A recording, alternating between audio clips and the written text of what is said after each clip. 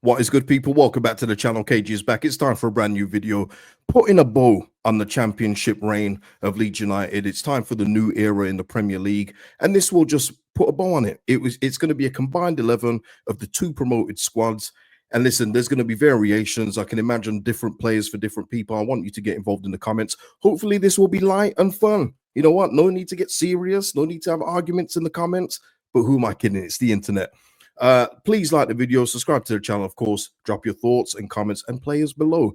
And listen, I was supposed to do a season review, as you know, but it was going to be with Connor, but obviously he was unavailable for 2 days. And listen, once it gets past a certain date, and listen, no fault of his, you know, things happen in life. He had a couple of prior engagements, but yeah, this is what happens when you try and collab. And what I'm going to do just for the future, I'm going to go back to my old thing of not announcing anything. Because whenever I announce something, it really happens. So I'm going to move in silence again. So if you ever do see a collab on the channel, it will just pop up. Okay, it will be a surprise for you. All right, so there we are. And that's how we're going to move going forward. But yeah, listen, I've already done the season review in the Keep Sell Bench video, which I'll link above. And I've already done it speak about Daniel Farke when Parag confirmed his continuation as Leeds United manager. So I don't really need to go into it again. And plus, it's old news now. So we'll go into this combined 11. Interested to get your thoughts, and maybe a few names on here will surprise you with the way I've spoken about them in recent times. But that's where I separate what they did for us in the Championship compared to, say, the Premier League with certain players. So here we go. First up is Illan Meslier, but not 2025 Meslier. I'm talking about the 2020 Meslier. He's going to be the one that's in goal. And if you think about both times we've been promoted, we've had to replace the goalkeepers. First of all, for Meslier this season, just for being outright terrible. The first year, Kiko Casilla was a mix of terrible and a mix of being a racist. You know, he was a nightmare on and off the pitch. So we had to replace him. And Illan Meslier, when he first stepped in, he looked like a bright, young, confident goalkeeper. And he was a steady pair of hands back there. And if you remember as well, man, his distribution wasn't too bad. It's crazy how he's fallen off a cliff. But I'm going with Illan Meslier, but 2020 Illan Meslier, okay, just to be clear. Right back. Oh, I'm going with a 4-3-3 as well here, people. Right back, I'm going with Jayden Bogle. Speaks for itself, just athletically gifted, good going forward, good defensively as well, especially as the season went on. He was one of our most reliable performers. Many would say he's one of the players of the season, and I'd agree with that. Got heavily involved with the goals, but and on the whole as well, did his defensive duties too, and could get up and down no problem. Just pure athleticism, and hopefully we see that as well going forward into the Premier League when he's allowed opportunities to play. But my right back is Jayden Bogle. Now this is the one where I think we may have a bit of a difference of opinion, but I needed to put him in there somehow. And Stuart Dallas is on my left back. Okay. Stuart Dallas was the Swiss Army knife. He could play anywhere and everywhere. Besides central midfield, that role never really worked for him, in my opinion. It would either be on the wings or one of the two fullback positions. But I'm going with Stuart Dallas purely because he could do the stuff going forward, but he was a little bit more reliable defensively, where Junior Firpo lacks a little. But that's not to say it's a wrong answer to put Junior Firpo in. He's been outstanding with us, but I had to put Stuart Dallas in there just for his reliability, his consistency in performances. And it was a no-brainer for me to put him in at left back. Centre back, I guess these will be pretty easy here, but Joe Rodon, just when you talk about Mr. Consistent, again, there's a shout that he could be player of the year. I know DJ got it in the end, but Joe Rodon was fantastic for us, and he has been fantastic for us for the 2 years he's been here. Just a solid, dependable defender. Even when he's down, he ain't out. He'll get back up. He'll just put some bandages on it and get on with it, put some tussin on it, and he's good to go. Absolute rock at the back, and it's a no-brainer for me. I wanted to put Ben White at centre-back. I really did, but I've got to go with the partnership of Ethan Ampadu and purely what I'm doing with the midfield. So Ethan Ampadu partners Joe Rodon at the back, even though for me, Ampadu's better in defensive midfield. But performances and results have said that he's been good with Joe Rodon at the back too. So it's not really a wrong answer here. Ethan Ampadu embodies leadership. I know that he's been a little bit crazy on the celebrations. I'm sure his head is sore today. But on the pitch, he's been exemplary, and he's one of those, and we'll go to it with another player too. When he's not on the pitch, you absolutely notice it. And it's one of those where when he does have a bad game, it's noticeable because usually he's just a steady, calming influence, and he's not afraid to throw in a strong tackle as well. So Ethan Ampadu, Joe Rodon is my partnership at the back. Going into midfield, the three midfield, Calvin Phillips. And once again, we're talking Calvin Phillips here of 18, 19, 19, 20, where he legitimately was one of the best defensive midfielders in the country, even at championship level. And that was recognized as such with being called up to England, which is very rare for a championship player. Bielsa molded Calvin Phillips into an absolutely brilliant six. I mean, he was when he wasn't on the pitch, we definitely noticed it just from the style of play Bielsa had. We needed a midfield linchpin in there, and he was that. And not only was he that, his passing range was absolutely wonderful as well in the Bielsa system. And Calvin, his game was up there. And it sounds crazy to say now in 2025, and everyone's, with hindsight, but there was a legitimate argument at the time that he was better than Declan Rice. It sounds insane right now, doesn't it? But there was a legitimate argument he was a better player. Obviously, Declan has now progressed his career and has moved on levels above Calvin Phillips. But at the time, it was a serious conversation. And Calvin Phillips for me is a no-brainer in midfield. Um, the next one, and I guess this is going to surprise people again with how I speak about him, but overall, it may surprise you, but Mateusz Klich was my favorite player in the Leeds United promotion team. He really was. He was my favorite player overall, just for everything that he did on the pitch. Now, this was a tough one. It could have been Tanaka in this one, but there's no room for Tanaka in this team, unfortunately, which shows you the quality that Danny Farke had to work with. But Mateusz Klich, for a box-to-box midfielder, was just everywhere. And not only was he getting involved in defensive battles, he was good for a goal too in the championship. He was so pivotal to what Bielsa did in terms of needing that runner. And he absolutely knackered himself out. We saw that, the bags under his eyes and everything told you he was tired, towards the end of his Leeds United career.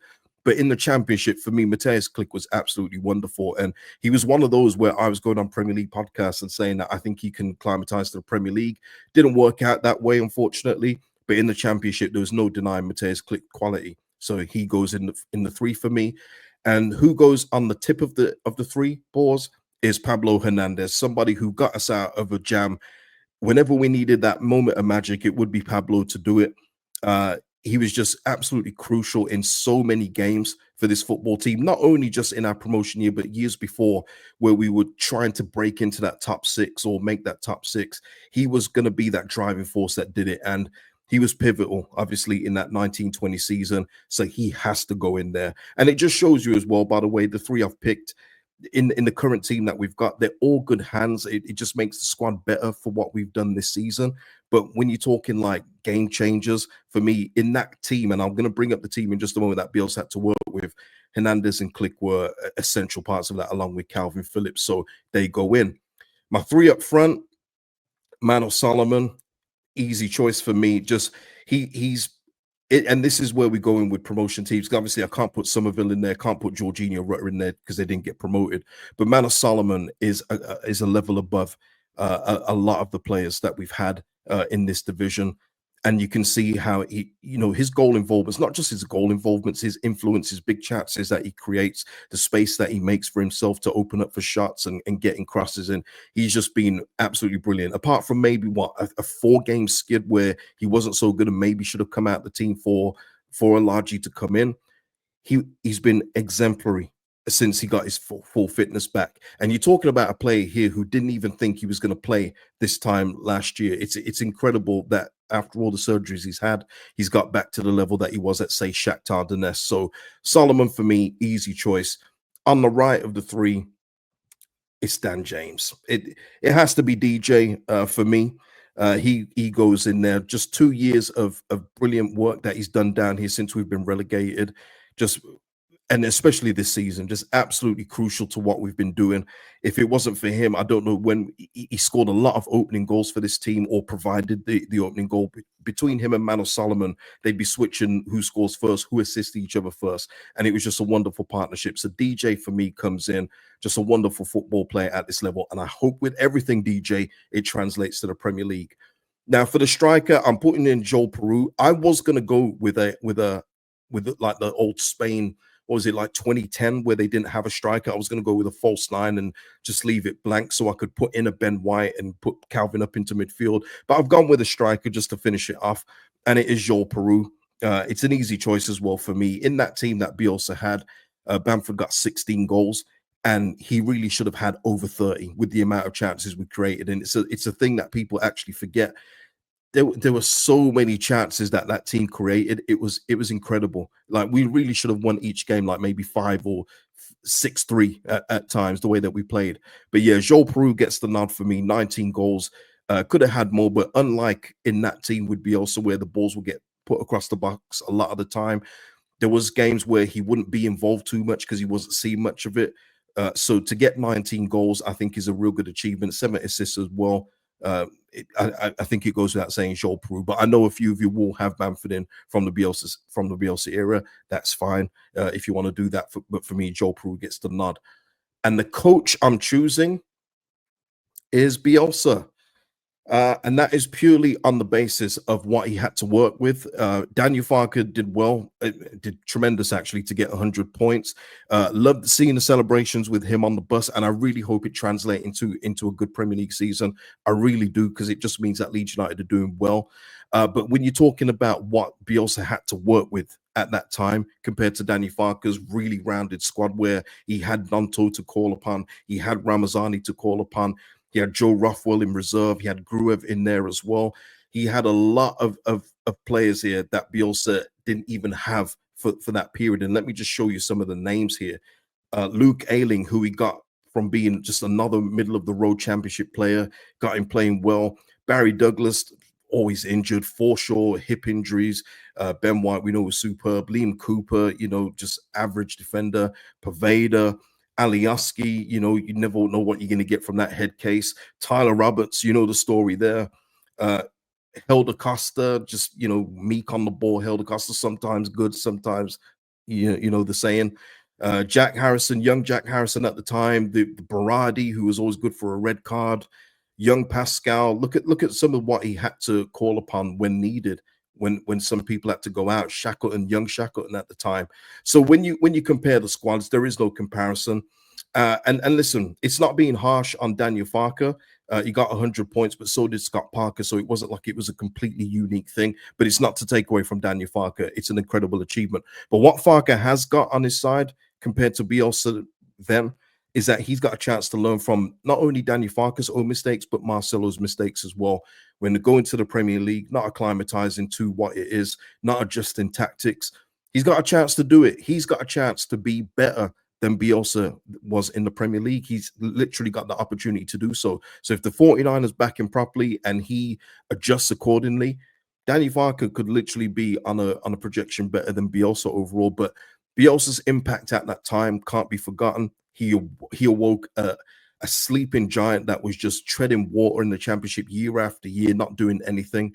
So that won't be forgotten. And just the achievement of what he did with that 1920 squad can't be forgotten too. But Farke, you've got a chance to eclipse that in the Premier League, with fans there, by the way. There's a big old asterisk with that 9th place finish for me personally. But I say that the same as well with LeBron James's 4th championship too. There's an asterisk there for that too. But listen, just a bit of fun. I hope it's a bit of fun anyway. Get involved in the chat.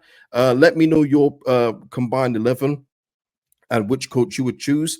And yeah, once this is done, we'll put a bow on championship stuff and start going into transfers and news and rumors and everything else like that. So people, like the video before you go, and I'll see you in the next one. Peace out.